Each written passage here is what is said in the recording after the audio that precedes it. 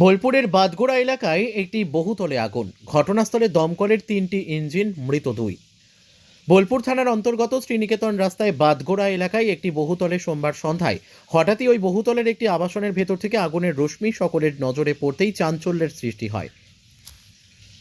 আর সেখান থেকেই ওই বহুতলের ভেতর বেশ কয়েকটি ঘরে আগুন ছড়িয়ে পড়ে। ঘটনার খবর পেয়ে ঘটনাস্থলে পৌঁছায় দমকল 2টি ইঞ্জিন ও বোলপুরের মহকুমা পুলিশ আধিকারিক রিকি আগরওয়াল। দমকল কর্মীরা ঘটনাস্থলে পৌঁছে আগুন নিয়ন্ত্রণে আনে। পাশাপাশি ওই আবাসনের ভিতরে আটকে থাকা বাসিন্দাদের দমকল কর্মীরা উদ্ধার করে অন্যত্র সরিয়ে নিয়ে যান। এমনকি ঘটনাস্থল থেকে 2জন বাসিন্দাকে গুরুতর আহত অবস্থায় উদ্ধার করে বোলপুর মহকুমা হাসপাতালে নিয়ে যায় চিকিৎসার জন্য। সেখানে তাদের বেশ কিছুক্ষণ চিকিৎসা চলার পরে রাত্রি 8টা নাগাদ হাসপাতালের তরফে তাদের মৃত বলে ঘোষণা করে। মৃত্যু হয়েছে অঞ্জু নন্দী ও স্বপন নন্দীর। এই ঘটনাকে কেন্দ্র করে পুলিশ প্রশাসন ও দমকল দপ্তরের কাজের ক্ষেত্রে যাতে কোনো রকম অসুবিধে না হয় তার জন্য রাস্তার ধারে দড়ি ফেলে সাধারণ মানুষদের সরিয়ে দেওয়া হয়।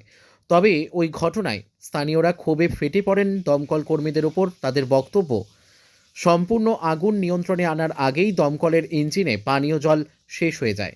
আর তার কারণেই কিছুটা আগুন নিয়ন্ত্রণে আনতে দেরি হওয়ার কারণেই ওই বহুতলের ভেতরে আটকে থাকা 2জন বাসিন্দা গুরুতর আহত হয়। পরে ঘটনাস্থলে আরও একটি দমকলের ইঞ্জিন এসে দমকলের 3টি ইঞ্জিনের প্রচেষ্টায় আগুন নিয়ন্ত্রণে আনে।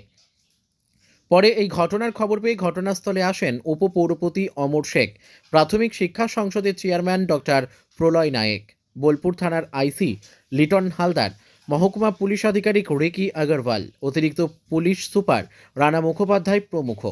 তবে ওই বহুতলের ভেতরে কিভাবে আগুন লাগলো তা স্পষ্ট নয়, যদিও পুলিশের প্রাথমিক অনুমান ওই বহুতলের পাশেই রয়েছে একটি 1100 ভোল্টেজের ট্রান্সফরমার। সেখান থেকেই কোনোভাবে শর্ট সার্কিট হয়ে ওই আবাসনের ভেতরে আগুন লাগতে পারে। বোলপুর থেকে শুভদীপ গুইয়ের রিপোর্ট, ক্রাইম প্রেস বেঙ্গল নিউজ। আমরা 6:20 নাগাদ একটা খবর পাই এবং সেই সময়তে আমরা এখানে একটা অগ্নিকাণ্ডের খবর পেয়েছিলাম। তো সেই সঙ্গে সঙ্গে আমার এখানকার ফায়ার ব্রিগেড, আমার এসডিপিও এবং আইসি বোলপুর রাশ করে এখানে, এবং একই সঙ্গে আমরা এলাকার কিছু লোকের সাহায্যও পাই। আমরা এই সাজবাতি আবাসন যেখানে আছে প্রায় 26খানা ফ্ল্যাট আছে, এখানে আগুন লেগেছিল ভেতরে, এবং আমরা সেখান থেকে বেশ কিছু মানুষ প্রায় 60 লোককে আমাদের ফায়ার ব্রিগেডের টিম তারা রেস্কিউ করেছে।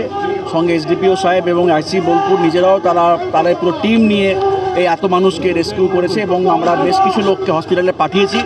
যারা বার্ন ইঞ্জুরি কিছু আছে, সেই বার্ন ইঞ্জুরি হসপিটালে পাঠানো হয়েছে। প্রায় 5 জনকে তারা নিয়ে গেছে অ্যাম্বুলেন্সের মাধ্যমে।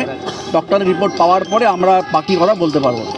মৃতের সংখ্যা আমরা সমস্ত পাঠিয়েছি হসপিটালে, আমাদের 5 জন ওখানে গেছেন, এবং সেখানে ডাক্তার রিপোর্টে পাওয়ার পরে আমরা কিছুটা আইডিয়া করতে পারবো কেমন ইঞ্জুরি হয়েছে বা কোনো আলাদা ক্যাজুয়ালিটি আছে কিনা। দুটো বডি উদ্ধার হয়েছে বলা যেটা শুনছি, এটা কি আমরা 5 জন মানুষকে রেস্কিউ করেছি যারা বার্ন ইঞ্জুরি ছিল। হসপিটালের রিপোর্ট পাওয়ার পরে ডাক্তার রিপোর্ট দেবেন, তারপরে আমি ডিক্লেয়ার করতে পারবো যে আসলে ক্যাজুয়ালিটি কতটা আছে না আছে। যাদেরকে পাওয়া গেছে তাদের অবস্থা কি রকম?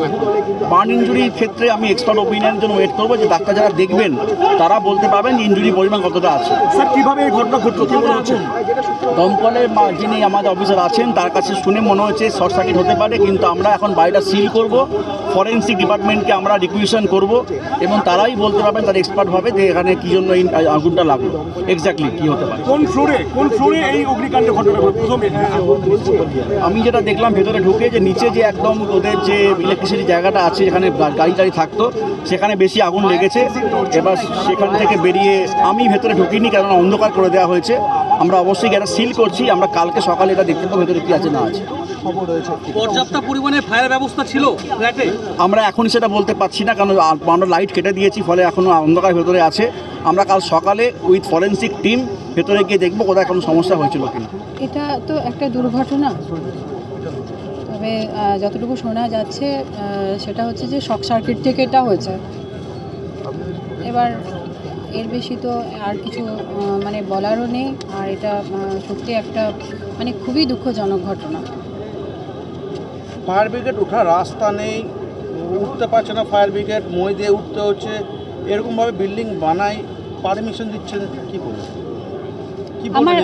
আমার মনে হয় যে যে অবস্থায় আমরা রয়েছি তাতে আমি ব্যক্তিগতভাবে বলবো যে শুধু যে মানুষগুলো এখন হয়তো একটা টানাপোড়েনে বা জীবন মরণের সঙ্গে লড়াই করছেন, তাদের সুস্থতা কামনা করাটাই একমাত্র কাজ। কতজন আহত হয়েছেন জানেন? 10 থেকে 12 জন মতো আহত হয়েছে, আমি এখানে এসে শুনেছি। আর তাদেরকে নিয়ে যাওয়া হয়েছে শিয়ান হসপিটালে। এখানে পুলিশ প্রশাসন, ফায়ার ব্রিগেড, বোলপুর পৌরসভা সমস্ত কাউন্সিলররা রয়েছেন, অ্যাম্বুলেন্সে করে নিয়ে যাওয়া হয়েছে। তো এখনও পর্যন্ত সেটুকুই জানি, পরের খবর এখনও সেরকম পাইনি। কেউ কি মারা গেছে এমন কোনো ঘটনা? এখনও পর্যন্ত সেরকম কিছু জানতে পারিনি।